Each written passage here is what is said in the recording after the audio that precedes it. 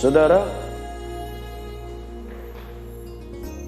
saya mengejar Mama Stephen 5 tahun 7 bulan. Karena waktu itu aku ingat, kita wisuda bulan 3 ya. Nah, disitulah kami jadian. Tanggal 14 Agustus 1999, jam 8:30 pagi. Saya ingat itu. Waktu itu kami lagi pakaian olahraga. Karena mau menyambut 17 Agustusan. Jadi disitulah ada pertandingan-pertandingan. Waktu itu di depan studio. Studio itu masih ada sekarang, saudara. Dari jauh kulihat, tapi dari semua kulihat cewek-cewek ini, hanya ini wanita ini yang paling cocok di hatiku, pikirku gitu kan. Wah, inilah yang paling pas ini gitu kan. Dulu ini cantik sekali Mama Stephen ini. Ya sekarang masih cantik tapi nggak secantik dulu lah. Ya kan? Ku bilang, wih, cantik ini. Karena dulu waktu SMA saya berdoa. Karena saya bertobat itu SMA loh. Tuhan, saya mau dapat istri yang cantik, putih, ya kan? Itu. Jangan pendek. Kalau lebih pendek dari saya kan lebih susah saya nanti. Karena kan saya berusaha perbaiki keturunan juga kan. Doa saya ini hasil Stephen. Lebih tinggi dia dari saya sekarang. Stephen udah segini. Masih kelas 3 SMP. Nanti kelas 3 SMA mungkin lebih tinggi lagi. Saudara, waktu saya ngobrol-ngobrol, memang waktu itu saya ngobrol-ngobrol sama dia. Cita-citamu apa? Mau kemana? Dia bilang, aku mau ini, begini. Langsung di situ, Tuhan, aku mau dia ini istriku. Langsung ngomong, saudara, di depan studio itu. Tapi dalam hati, kan gak didengar dia. Kalau didengar dia, di 3 begitu langsung dipecat, saudara. Apalagi murid baru, gak ada ampun kalau di 3 begitu-begitu. Sejak saat itulah saya doakan dia. Kemudian 1 tahun kemudian, dulu pakai telepon. Dari telepon apa itu namanya itu? Telepon apa? Wartel. Nah, masih ada wartel. Ada dulu di luar. Teleponlah ke asrama putri. Halo, bisa bicara dengan Milka. Ini ya, kan dulu di sana asrama itu ada penjaga telepon. Jadi kalau ditelepon dia yang harus menelpon, memanggil. Ya.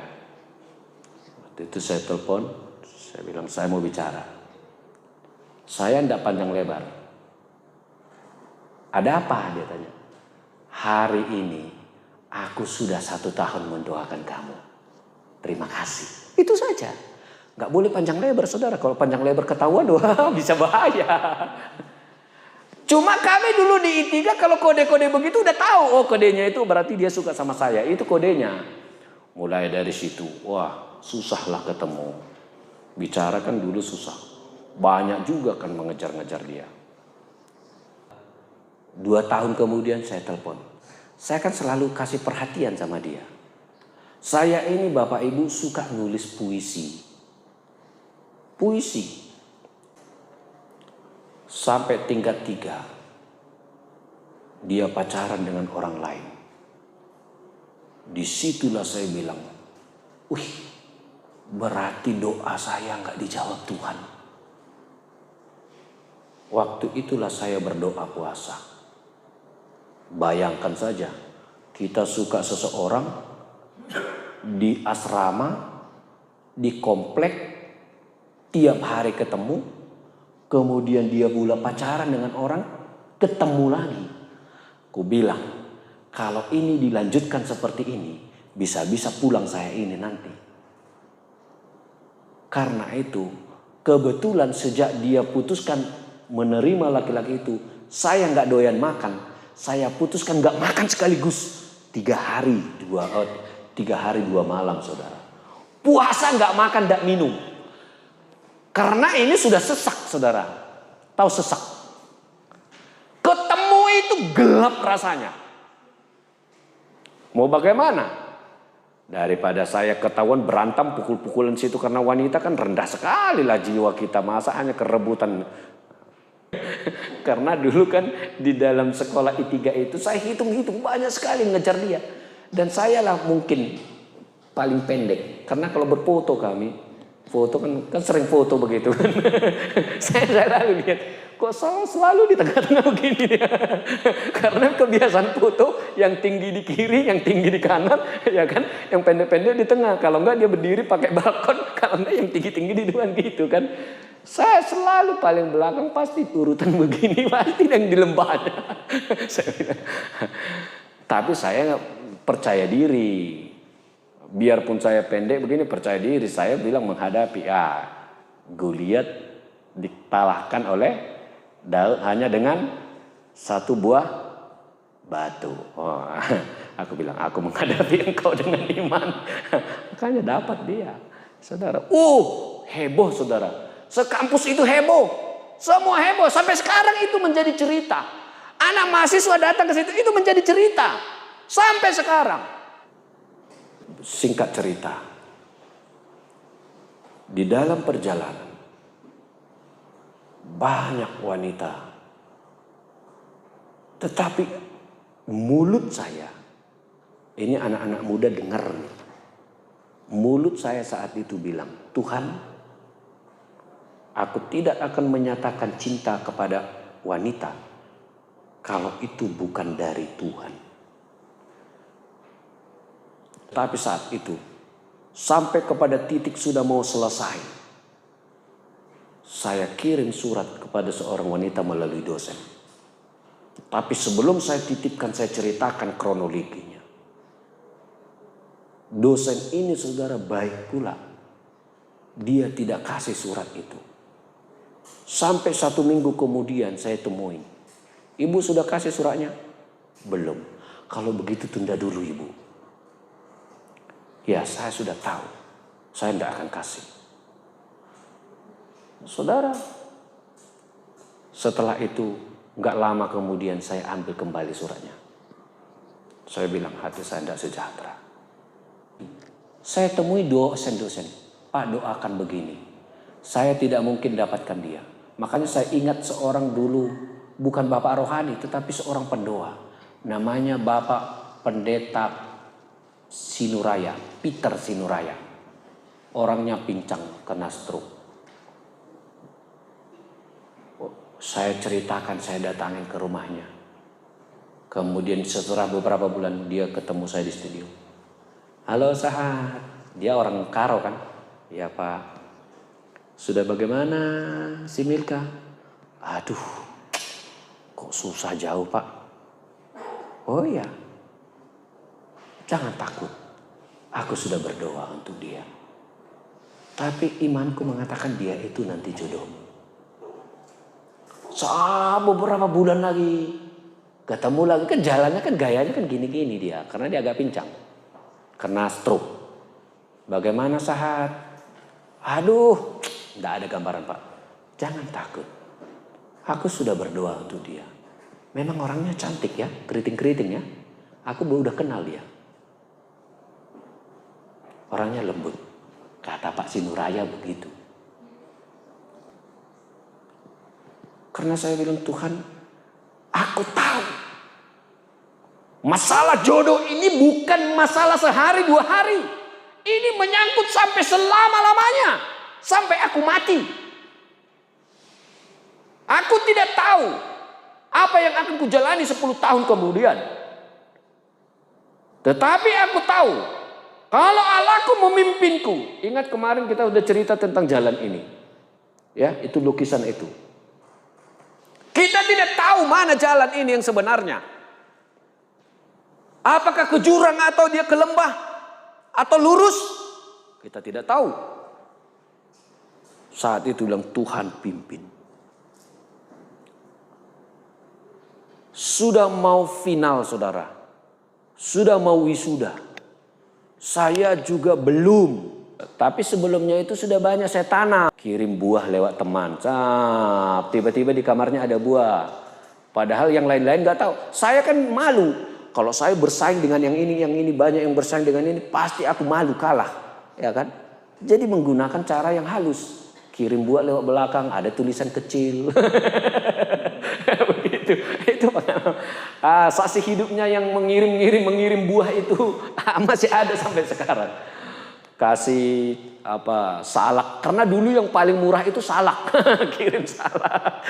Cari yang murah yang ada duit kan, kirim. Itu saudara. Sampai akhirnya kami mau wisuda. Saya sewa mobil. Waktu itu saya kan pulang dari Malaysia, masih banyak duit. Sewa mobil jemput dengan mama. Maksud saya mau jemput mama. Rupanya nyangkut.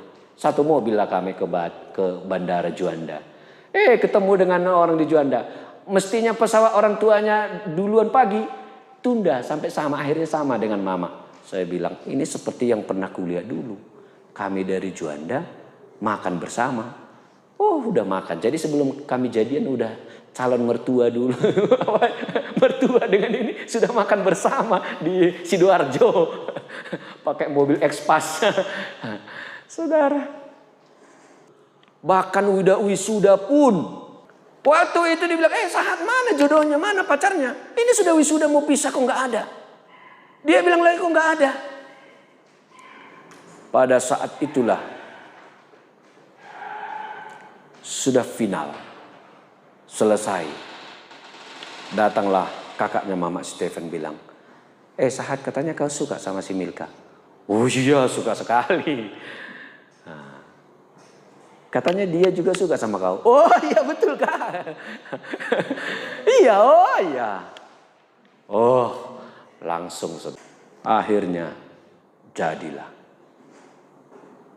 Setelah jadi besoknya saya berangkat ke Bogor. Setelah itu kami tunangan ke Sulawesi. Setelah itu saya keluar dari Pari ke Medan, datang Marga Silitonga, antar dulu aku ke Malang. Ketemu ke Malang, kemudian saya diongkosi ke Malang. Waktu di Malang, Mama Stephen ini sakit. Pergi kami ke Dokter Purnomo. Dokter Purnomo bilang, pilih menikah segera supaya kistanya tidak bertumbuh cepat dan miomanya, atau disuntik menunggu menikah, atau dioperasi. Kemudian kita putuskan menikah. Saudara, Dokter Purnomo bilang, Pak, kalau menikah kemungkinan punya anak 30%. 70% kemungkinan tidak punya anak. Itu pergumulan susah saudara. Kita bukan hanya memikirkan tentang uang bagaimana mau menikah. Bukan hanya memikirkan apakah aku menerima dia. Karena kami tidak punya uang. Harus menikah di Malang. Karena waktu itu mama saya bilang harus menikah di Sumatera. Istri mertua bilang harus menikah di Sulawesi. Supaya ada jalan tengah menikah di Malang. Maka datangkanlah orang tua dari Medan, datangkanlah orang tua dari Sulawesi. Tidak gampang. Pertaruhannya tinggi sekali. Apakah saya akan punya anak atau tidak punya anak? Tetapi saya ingat, waktu SMA itu, saya bilang saya punya cita-cita 2 anak laki-laki. Itu cita-cita saya. Punya istri yang cantik, yang baik, putih, dan 2 anak laki-laki.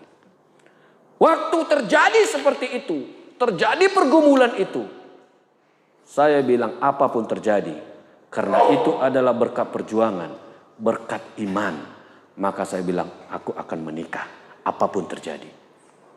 Maka menikahlah kami tanggal 7 Januari 2006. 1 bulan kemudian Stephen ada dalam kandungan. Tidak gampang. Surat Paulus ini kepada jemaat Korintus. Kalau kita lihat pasal 1, dimulai pasal 1, pasal 2, pasal 3. Di situ Paulus menjelaskan kepada jemaat di Korintus, di dalam dirimu itu ada Roh Kudus. Di dalam diri Anda pun ada Roh Allah. Kalau Anda terima Yesus dengan baik. Karena itu jangan main-main. Anak-anak muda, engkau ganteng-ganteng, kau pinter. Kalau aku bilang, kalau kamu berprestasi, kamu punya nama yang baik, mau berjejer kau bikin itu perempuan bisa. Berjejer kau bikin laki-laki itu bisa. Kalau hatimu baik, pembawaanmu baik. Tetapi jangan. Apalagi kalian ini di sini remaja, pemuda, jaga dirimu. Orang tua ingatkan anak-anakmu. Tarik kakinya bila perlu. Kalau melenceng, tarik. Jangan dibiarkan. Ditarik keras. Gak boleh pelan, keras. Lebih bagus air mata sekarang daripada engkau akan air mata selama-lamanya. Dan engkau akan air matakan anak-anakmu. Kalau anakmu engkau air matakan, engkau akan menyesal seumur hidup. Kalau engkau memilih istrimu, dia akan tunduk kepadamu, mengasihi engkau. Doakan benar-benar. Kalau yang sudah menikah jangan. Memang cara Tuhan macam-macam untuk mempertemukan laki-laki dengan wanita. Tetapi pesan saya, jangan sembrono. Di antara kita pastilah tidak semuanya mengatakan aku hanya mencinta satu lawan jenis. Pasti pernah mengalami yang namanya mencintai lebih daripada satu orang. Saya enggak munafik, normal aku bilang. Setelah suka sama sana dulu enggak diterima. Dalam waktu sekejap suka lagi sama ini. Enggak diterima, dalam sekejap suka lagi sana. Dalam sekejap artinya bukan 1 minggu, 2 minggu, 1 bulan, bukan. Saudara, karena itu perasaan. Anda suka seorang wanita, Anda suka seorang laki-laki, itu rasa. Bawa mimpi iya.